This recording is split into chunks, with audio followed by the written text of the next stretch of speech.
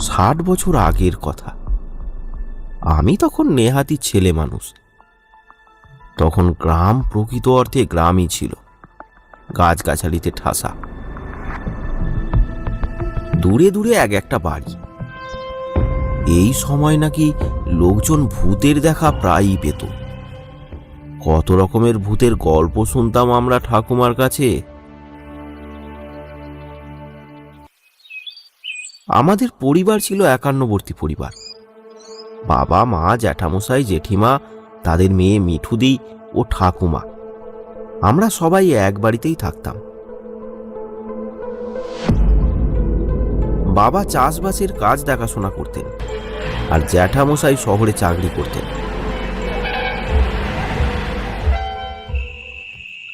ঠাকুমা খেতে খুব ভালোবাসতেন, তাই জ্যাঠামশাই শহর থেকে নানা রকমের খাবার নিয়ে আসতো ঠাকুমার জন্য। তবে সেখান থেকে আমি আর মিঠুদিও ভাগ পেতাম।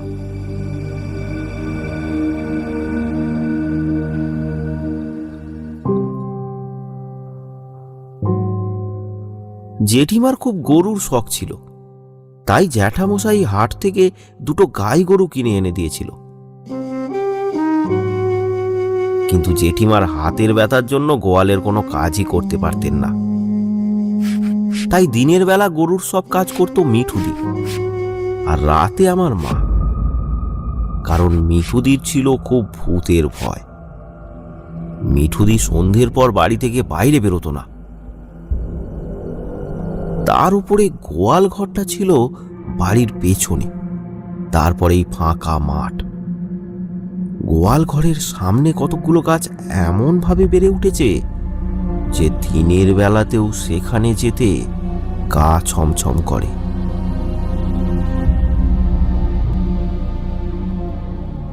মিঠুদি পড়াশোনায় খুব একটা ভালো না হলেও কিন্তু বাড়ির কাজে তার জুড়ি মেলা ভার। গোয়ালের সব কাজ, গোয়াল পরিষ্কার করা, ধোঁয়া দেয়া, এই সবই দিদি করত। তবে দিনের বেলাতেও গোয়ালে যেতে দিদির খুব ভয় করত, তাই ঠাকুমা তার সাথে যেত। ঠাকুমা গোয়ালের এক কোণে খড়ের বস্তার উপরে বসে বসে গল্প করত, আর দিদি খড় কাটা থেকে গরুকে খাবার দেয়া, ধোঁয়া দেয়া এই সব কাজ করত।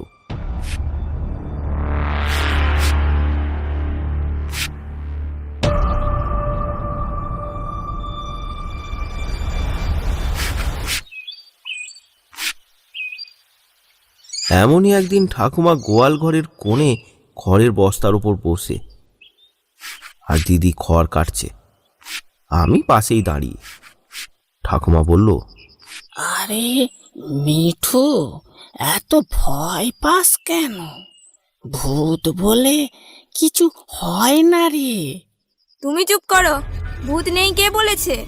তাহলে শানুর মাকে যে মেজো ঠাকুমার ভূত ধরেছিল, ওরে বাবা, আমার ভাবলেই গায়ে কাঁটা দিয়ে ওঠে। কি ভয়ঙ্কর রূপ! ওটা রাস হালকা ছিল, তাই ধরেছিল। তুমি কি ভয় দেখানোর জন্য আছো? আচ্ছা মিঠু, আমি যদি মরে যাই তখন তুই কি করবি? কি করব তখন? তুমি কি সত্যিই ভূত হয়ে ভয় দেখাবে? তুমি মরে গেলে আমি আর আসবো না। না না, আমি তোকে ভয় দেখাতে পারি।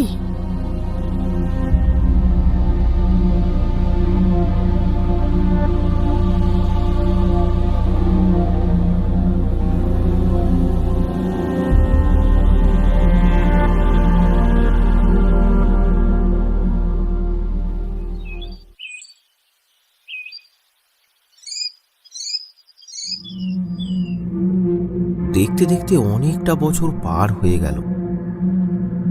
একদিন ঠাকুমার ভীষণ শরীর খারাপ করল।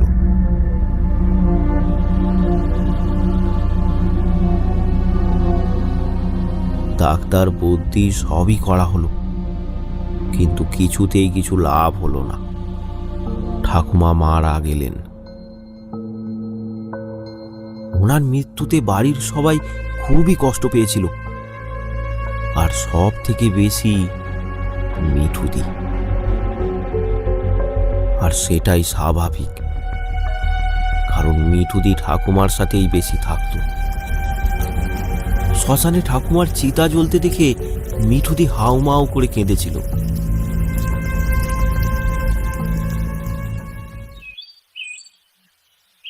তারপর 1 মাস কেটে গেছে।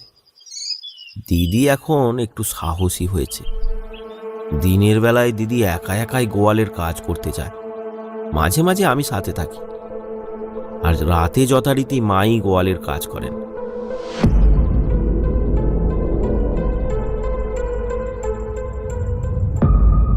একদিন হলো কি, আমার মায়ের খুব শরীর খারাপ। তাহলে রাতে গরুর কাজ কে করবে? দিনের বেলা না হয় দিদি করলো, কিন্তু রাতে? সন্ধ্যার সময় মা বিছানায় শুয়ে আছে, আমি মেঝেতে পড়তে বসেছি, আর দিদি বাইরে রান্না করছে। এমন সময় মা বলল, মিঠু, রান্না হয়ে গেলে মা তুই একটু গরুগুলোকে খাবার দিয়ে আসিস। আমি যাব না। ওই তো, ভাইকে নিয়ে যা। আমি তখন একটু বড় হয়েছি ঠিকই, কিন্তু ভূত প্রেতের ভয় যে একেবারেই করতাম না তা নয়। গোয়ালের দিকে যেতে আমারও কেমন গা ছমছম করে। শানুর মায়ের ভূত ধরাটা আমাকেও একটু ভয় লাগিয়ে দিয়েছিল। মাস কয়েক হলো সবে ঠাকুমা মারা গেছে। শ্রাদ্ধের ফুলের গন্ধ এখনো নাক থেকে যায়নি। তাই মায়ের কথাটা শুনেই আমি হাঁ করে মায়ের দিকে চেয়ে রইলাম। আমি বললাম, আমি? না না, তুই একাই যা। কিসের ভয়? কিচ্ছু হবে না, আমার পড়া এখনো বাকি আছে। চল না আমার সাথে, দুজনে থাকলে ভয় লাগবে না। কাল তো রবিবার, সকালে পড়া করে নিবি। আর তুই যে বলিস তোর ভয় লাগে না। আমি তখন একটু চাপে পড়ে গেলাম, কারণ মিঠুদিকে আমি খুব ভীতু ভীতু করে রাগাতাম। আমার ভয় লাগলেও সেটা আমি বুঝতে দিতাম না। ওদের থেকে নিজেকে একটু সাহসী প্রমাণ করার চেষ্টা করতাম, এই যা। তাই কিছুই আর করার ছিল না, যেতেই হলো।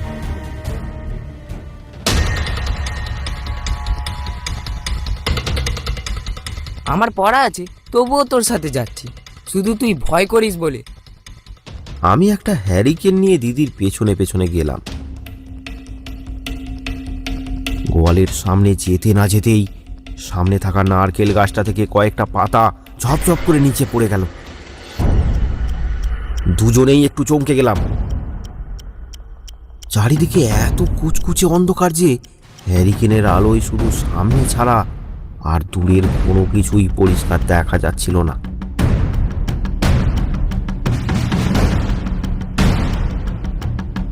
তাও আমরা এগিয়ে চললাম। গোয়ালের সামনে যেতেই একটা বিকট আকৃতির কিছু দেখতে পেলাম। ভয়ে আমার বুকটা ঢিপ ঢিপ করতে লাগলো। কিন্তু অবাক কাণ্ড, দিদি তো ভয় পাচ্ছে না। তাহলে কি দিদি দেখতে পাচ্ছে না? আরো কিছু মুহূর্ত কাটার পর বুঝলাম ওটা দিদির ছায়া। সচরাচর আমি আসি না গোয়ালে, তার উপর আবার সন্ধ্যাবেলা। ঠাকুমার কাছে গোল ঝাঁপড়ির অনেক গল্প শুনেছি, তাই মনের মধ্যে একটু ভয় লাগলো। যদি গোয়ালে ঢোকার পর গোল ঝাঁপড়ি এসে আমাদের গলা টিপে দেয়? কি ভয়ানক ব্যাপার! গোয়ালে ঢোকার আগেই যত ভূতের কথা সব মনে হতে লাগলো। এতে আমি আরো ভয় পেয়ে গেলাম। এদিকে গোয়াল থেকে গরুগুলো এমন করে ডাকছে যেন ওরাও ভূত দেখতে পেয়েছে।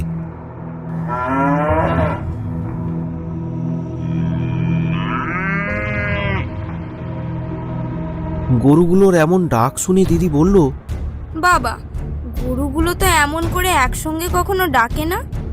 আজ কি হলো রে বাবা? তুই একটু ভালো করে আলোটা দেখা না। আমার থেকে নাকি সাহসী, মুন্ডু সাহসী। ভয়েতে শুধু চারপাশ দেখছে। ভালো করে আলোটা ধর, না হলে আমি চলে যাব। দেখাচ্ছি তো, আরো কি ভালো করে দেখাবো।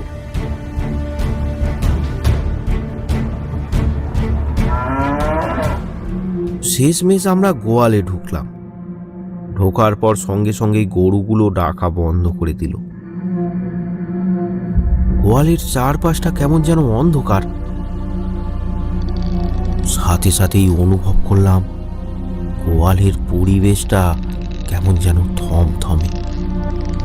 তারই মধ্যে মাঝে মাঝে খুট খাট শব্দ আমার বুকে কাঁপুনি ধরিয়ে দিচ্ছে।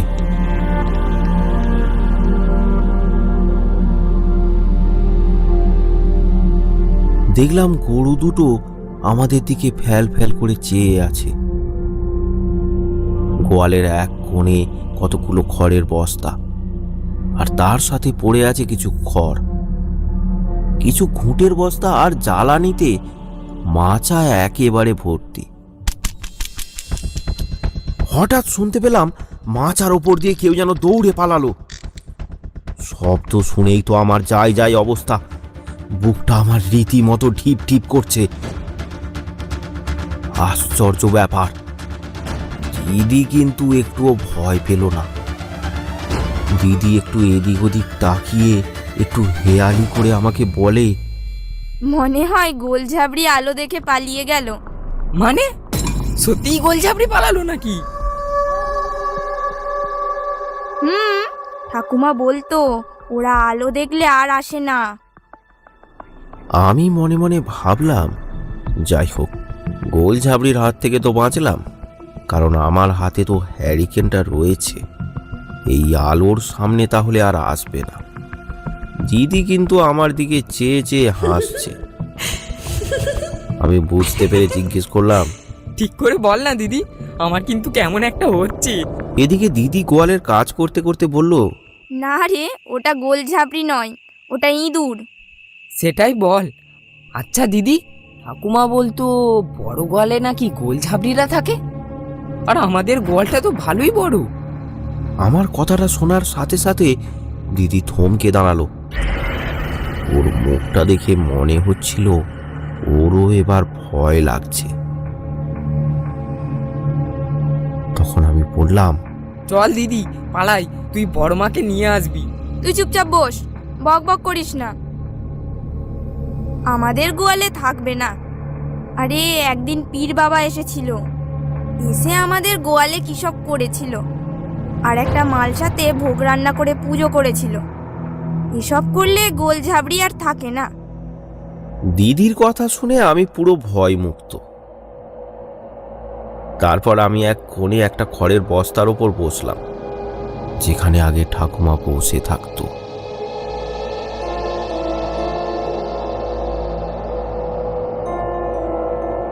দিদি একে একে গোয়াল পরিষ্কার করে গরুকে খড় দিল, তারপর ধোঁয়া দিল। সবার শেষে এবার খড় কাটতে বসলো। ঠিক তখনই মাচার উপর কে যেন ধপাস করে লাফ দিয়ে পড়ল। সাথে সাথে আমরা দুজনেই চমকে উঠলাম। মাচার দিকে তাকিয়ে দেখি সাদা কাপড় পরা কেউ যেন মাচার উপর বসে আছে, আর তার চোখ দুটো জল জল করে চলছে।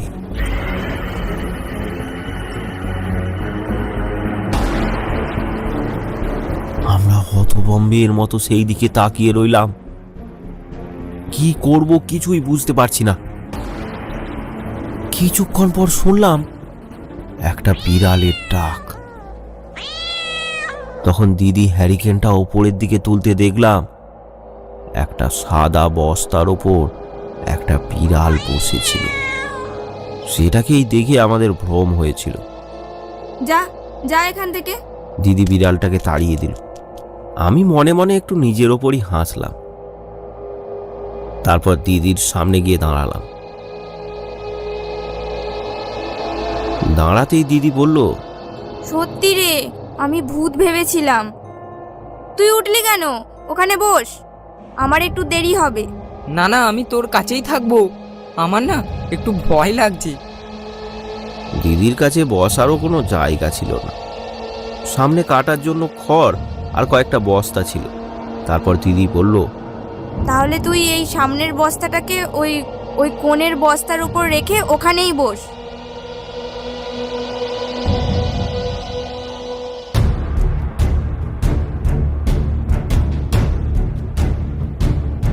আমি বস্তাটাকে কোণের বস্তার উপরে রেখে দিদির পাশে এসে বসলাম।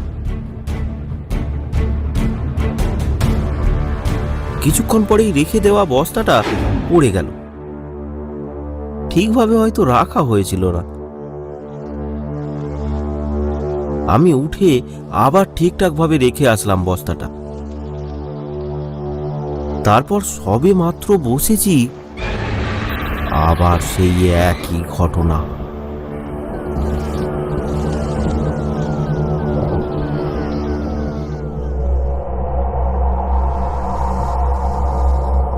তারপর এক দুবার বস্তাটাকে আমি আরো রাখলাম, কিন্তু একই ঘটনা। এইসব দেখে দিদি একটু রেগে গিয়ে বলল, একটা বস্তাকেও ঠিকঠাক রাখতে পারিস না? আমি সত্যি অবাক হয়ে গেছি। এত ভালো করে রাখার পরও তাও কি করে পড়ে যাচ্ছে। তারপর দিদি বস্তাটাকে নিজেই রাখলো, কিন্তু অবাক কাণ্ড, সেই একই ঘটনা। বস্তাটা আবারও ধূপ করে পড়ে গেল মেঝেতে।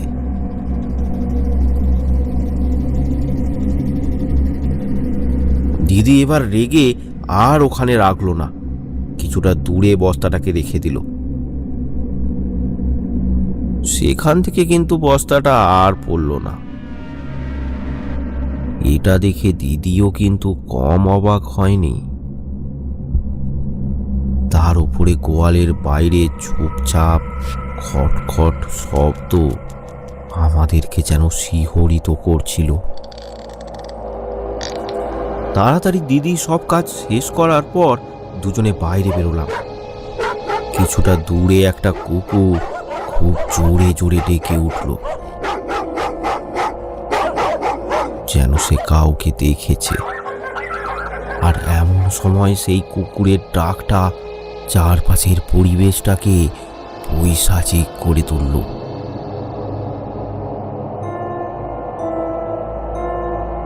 কুকুরের ডাক শুনেও আমরা দুজনে ঠিকই ছিলাম, কিন্তু হঠাৎ ভয়ঙ্কর এক শব্দ আমাদের কানে আসলো। তখন আর দুজনে ঠিক থাকতে পারলাম না। ডাকটা শুনে মনে হলো কাছাকাছি কোনো শ্মশান থেকে আসছে, আর তারই সাথে শুনতে পেলাম শিয়ালের ডাক। এবার ভয়েতে আমরা ঠক ঠক করে কাঁপছি।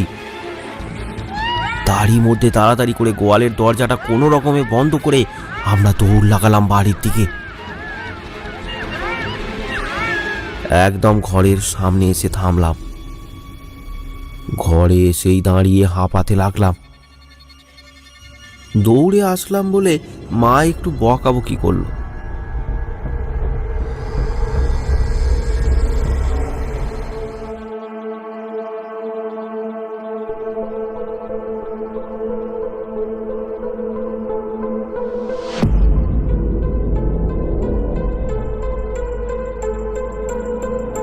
তারপর সবাই মিলে রাতের খাবার খেয়ে আমরা শুয়ে পড়লাম।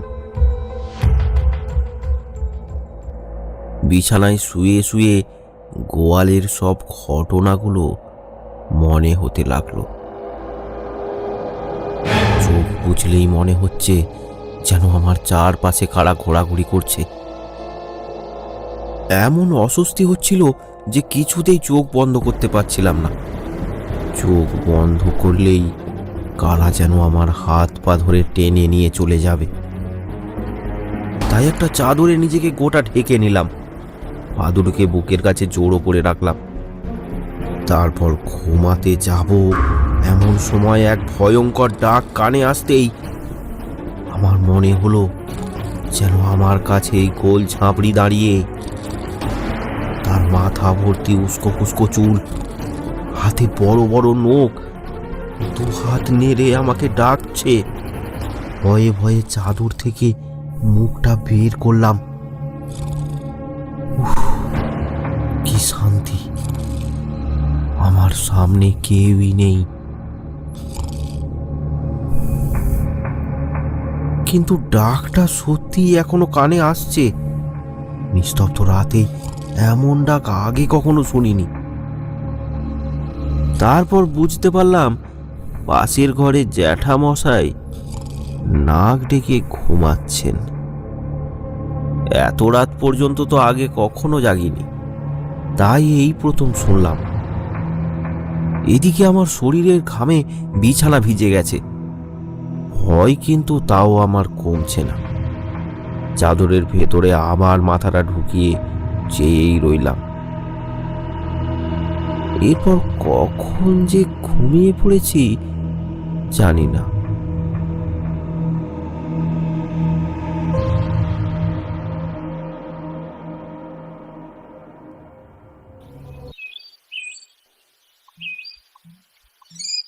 পরদিন সকালে উঠে তাড়াতাড়ি করে গোয়ালের দিকে গেলাম, গোয়ালটা একটু পর্যবেক্ষণ করব বলে।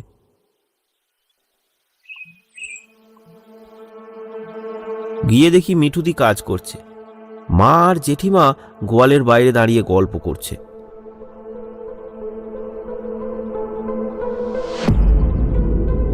আমি গোয়ালটা ভালো করে দেখলাম। গোয়ালটা ভালোই পরিষ্কার, কিন্তু রাতে যেন অন্যরকম লাগছিল। কিছুক্ষণ পর পাশের বাড়ির লতি দিদি আসলো। লতি দিদির কয়েকদিন ধরেই জ্বর, তাই মা বলল, কি রে মা লতু, শরীর ভালো তো? আজ একটু সুস্থ আছি, তাই আসলাম মিঠুর সাথে গল্প করতে। লতি দিদি গোয়ালে ঢুকে কনে থাকা বস্তার উপর বসে পড়ল, আর দিদি খড় কাটতে কাটতে গল্প করতে লাগলো। আমার পড়া আছে বলে আমি সেখান থেকে চলে আসলাম। বাড়িতে এসে পড়তে বসে পড়লাম, আর মনে মনে ভাবলাম, ভূত প্রেত বলে কিছুই হয় না, সব মনের ভুল আর কাল্পনিক।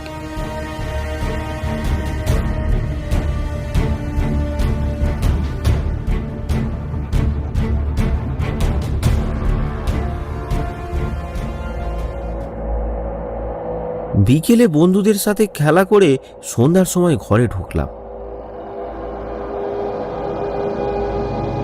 হাত মুখ ধুয়ে পড়তে বসবো, এমন সময় দেখি মা আর জেঠিমা ভূতের গল্প করছে। তাই তাড়াতাড়ি উঠে গল্পটা শুনতে গেলাম। গিয়ে শুনি যে পাশের বাড়ির লতিদিকে ভূতে ধরেছে। সন্ধ্যার পর থেকে কেমন করছে আর কি সব ভুলভাল বকছে। আমরা সকলে মিলে লতিদির বাড়ি গেলাম। গিয়ে দেখি সত্যি লতিদি আর আগের লতিদি নেই। তার ভাবভঙ্গি কেমন যেন পাল্টে গেছে। লতিদি মাঝে মাঝেই বসে পড়ছে, আবার শুয়ে পড়ছে। চুলগুলো এলোমেলো হয়ে গেছে। এখন লতিদিকে পুরো ভূতের মতো লাগছে। পাশে আরো সব পাড়ার লোকজনরা দাঁড়িয়ে এই সব তাণ্ডব দেখছে। লতিদির বাবা মা তাকে জোরে ধরে আছে।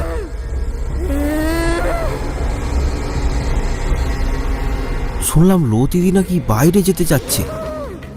আমি চুপচাপ ভয়ে ভয়ে মায়ের হাত ধরে দাঁড়িয়ে দেখছি কাকাদের ঘরটা লোকে লোকে ভরে গেছে। কেউ কেউ বলছে লতিদির চুলে গিঁট বাঁধতে, আবার কেউ হলুদ পড়া, ঝাঁটা, নানা রকম বিধান দিচ্ছে। আমি তো ভয়ে মায়ের হাত কিছুতেই ছাড়লাম না। কিছুক্ষণ পরে পাড়ার এক দাদু আসলো। উনি একটু আধটু গুনিনের কাজ করেন।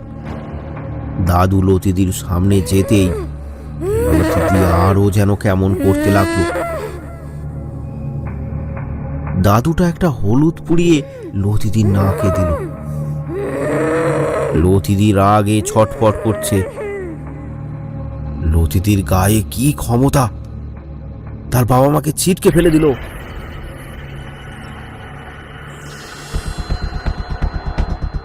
দাদু কি সব বিড়বিড় করে মন্ত্র উচ্চারণ করে লতিদিকে জিজ্ঞেস করলো, কে তুই বল? আমি সত্যবালা। নামটা শুনেই আমার সারা শরীর হিম হয়ে গেল। হৃৎপিণ্ডের গতি আরো বেড়ে গেল। আমি মাকে আরো একটু শক্ত করে ধরলাম, কারণ সত্যবালা আর কেউ নয়, আমার ঠাকুমার নাম। আরো শুনতে লাগলাম। এরপর আরো প্রশ্ন করলো দাদু, কোথায় থাকিস? আমি আমার ছোট বউয়ের গোয়ালে থাকি। ওখানে কি করিস? আমার মিঠু মা তো খুব ভয় করে, তাই আমি ওই গোয়াল ঘরে কোণের বস্তার উপর বসে থাকি। একে ধরেছিস কেন? লতি আজ সকালে আমার ওই বস্তার উপর বসে পড়েছিল, তাই তো ওকে ধরেছি। ওরে বাপ রে বাপ, আমি তো শুনেই শেষ। খালা, আমিও তো বস্তাটার উপরে খুঁটের বস্তা রাখছিলাম। ঠাকুমা তখনও বসেছিল মনে হয়, এই জন্য বস্তাটা বারবার পড়ে যাচ্ছিল। আমি তো ভয়ে ভয়ে লতুদিকে দেখতে লাগলাম। সেই একই রকম বসার ধরন। ঠাকুমা পান খেলে যেমন করে, লতুদিও তেমনই করছে। কোথাও যাবই না। না, ওকে ছেড়ে আমি কোথাও যাব না। তিনকড়ি বাবু, তাড়াতাড়ি আমার মেয়েকে ভালো করে দিন। হ্যাঁ, এক্ষুনি করছি।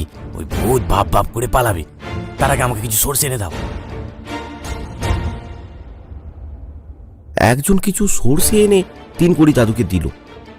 তারপর তিনি সেটাকে মুখের সামনে নিয়ে কি সব মন্ত্র পড়তে লাগলো। এদিকে লতুদির সে কি হাসি। তারপর সরষেগুলো ছুঁড়ে মারলো লতুদির গায়ে। তুই কিচ্ছু করতে পারবি না আমার। চলে যা এখান থেকে, আমাকে বিরক্ত করিস না, যা। তিনকড়ি দাদু এবার চুপ করে গেল, কারণ তার শেষ দাওয়াতে কোনো কাজই হয়নি। কি হলো তিনকড়ি বাবু, কিছু বলুন। হ্যাঁ, তুমি এদিকে এসো।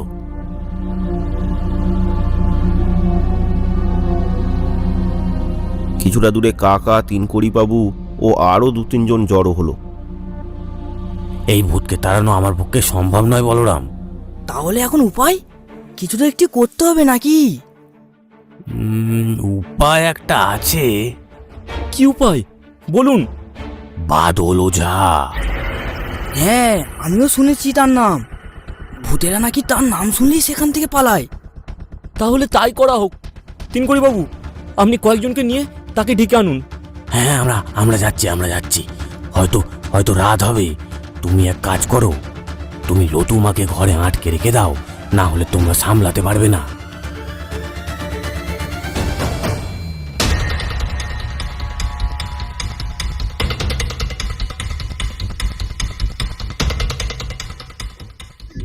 তাই করা হলো।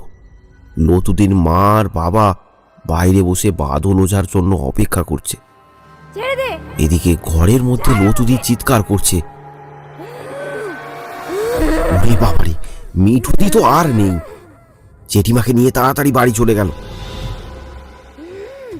আমি আর মা দাঁড়িয়েই রইলাম। কিছুক্ষণ পর দেখলাম বাবাও এসে দাঁড়িয়েছে মায়ের পাশে। গ্রামের আরো কিছু লোক দাঁড়িয়ে অপেক্ষা করছে বাদল ওঝার ভূত ছাড়ানো দেখবে বলে। কিন্তু রাত 9টা বেজে গেল, এখনো তিনকড়ি দাদুরা এসে পৌঁছলো না।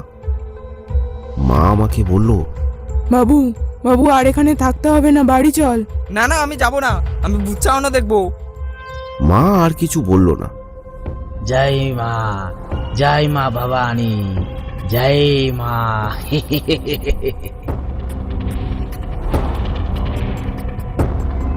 বাদল ওঝা এসে গেছে দেখে সবাই একটু নড়ে চড়ে বসলো। এবার তাহলে শুরু হবে তার কাজ। যা, একটা আসন নিয়ে আয়। সঙ্গে সঙ্গে একটা আসন দেয়া হলো। বাদল ওঝা তার ঝোলাটা পাশে রেখে আসনে বসলো। তারপর ধ্যান করতে আরম্ভ করলো। সবাই খুব মন দিয়ে দেখতে লাগলো ওঝাকে। বেশ কিছুক্ষণ পর বাদল ওঝা চোখ খুলল। আমার মেয়ে খুব কষ্ট পাচ্ছে বাবা, ওকে দয়া করে ভালো করে দিন। ও একা নয়, আরো 4 জন একে ঘিরে আছে। আর ওই ভূতকে এর ঘাড় থেকে নামানো এত সোজা নয়। তাহলে এখন উপায়? তোরা তো ভুল করেছিস। ওই বুড়ি মরার সময় ওর ব্যবহার করা জিনিসপত্রের সাথে ওই বস্তাটাকেও চিতায় তুলে দেওয়া দরকার ছিল তোদের। এখনই ওই বস্তাটা পুড়িয়ে দিলে তো হয় বাবা। না রে না, এখন পোড়ালে কোনো কাজই হবে না, তবে পোড়াতে তো হবেই। যা নিয়ে আয় বস্তাটা, মেয়েটাকেও বাইরে বের করে আন। আমার বাবা গেল বস্তাটা নিয়ে আসতে, আর কাকা কাকিমা লতুদিকে বের করে আনলো। সে তার কি বিভৎস রূপ! তাকে ওঝার সামনে বসানো হলো, তবে কাকা আর কাকিমা তাকে ধরে রেখেছে শক্ত করে। তাকে দেখেই বোঝা যাচ্ছে সে খুবই রেগে আছে। আমাকে ছেড়ে দে, ছেড়ে দে আমাকে, কেউ আমার কিচ্ছু করতে পারবে না। আমি এখানেই থাকবো। আমার বড় ছেলে আমার জন্য সরভাজা এনেছে, সেটাও খাবো। আর মিঠুর সাথে এই গোয়ালেই থাকবো। ছেড়ে দে, ছেড়ে দে আমাকে, ছেড়ে দে। তোরা এখান থেকে চলে যা, না হলে কিন্তু ভালো হবে না বলে দিচ্ছি। তাই নাকি? বাদল ওঝা কিছু কাঠ জ্বালিয়ে যজ্ঞ করা শুরু করলেন। তার প্রত্যেকটা আহুতি দেওয়ার সাথে সাথে লতুটি কেঁপে উঠছে। ইতিমধ্যে বাবা খড়ের বস্তাটা নিয়ে হাজির। বাদল ওঝা ইশারায় সেটাকে পাশে রাখতে বললেন। তারপর লতুদিকে প্রশ্ন করলেন, তুই তো মারা গেছিস, কিসের এত মোহ তোর? মায়া ছাড়, তোকে আমি মুক্তি দিয়ে দেব। না, আমার মুক্তি চাই না। আমার মিঠু একা একা গোয়ালে যেতে ভয় পায়। আমি ওকে ছেড়ে কোথাও যাব না। তাই নাকি? আচ্ছা ঠিক আছে, তোর মিঠু মা যদি বলে ও আর ভয় পায় না, তাহলে তোর শান্তি তো। আচ্ছা, তোদের বিশ্বাস হচ্ছে না? ডাক মিঠু মাকে, ডাক। যাও তো, যাও তো, কেউ ডেকে নিয়ে এসো ওর নাতনিকে, যাও।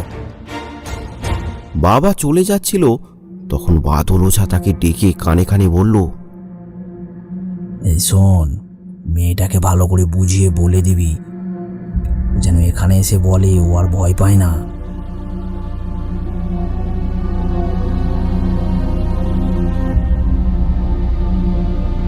সবাই মিলে মিঠুদিকে অনেক বোঝানোর পর মিঠুদি রাজি হলো। তারপর ওঝার সামনে এসে দাঁড়ালো। এই দেখ তোর নাতনি, দেখ ও কি বলে, দেখ। মা, মা তুমি বলো তো, তুমি কি এখনো ভয় পাও? না, আমি আর ভয় পাই না। আমি এখন রাতে একাই গোয়ালে যেতে পারি।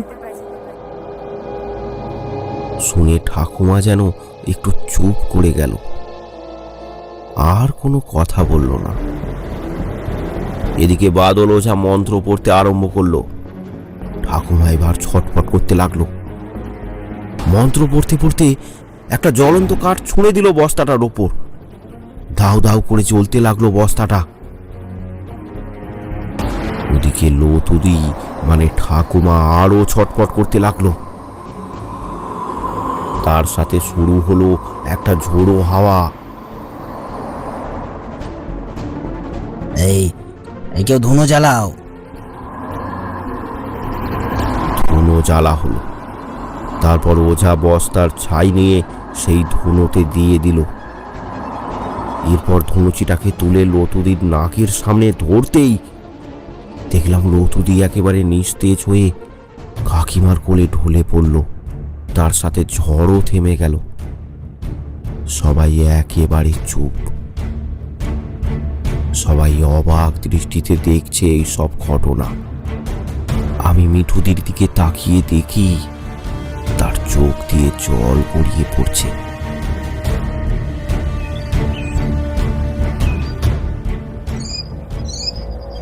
তারপর থেকে মিঠুদি সত্যিই কখনো আর ভয় পায়নি।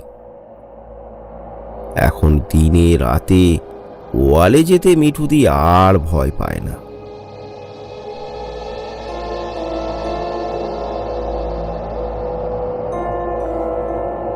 আরও ভয়ানক গল্প পেতে আমাদের চ্যানেলটি সাবস্ক্রাইব করুন আর বেল নোটিফিকেশানটি অন করে দিন। আর কমেন্ট করে জানাতে ভুলবেন না গল্পটি আপনাদের কেমন লাগলো। কমেন্ট বক্স থেকে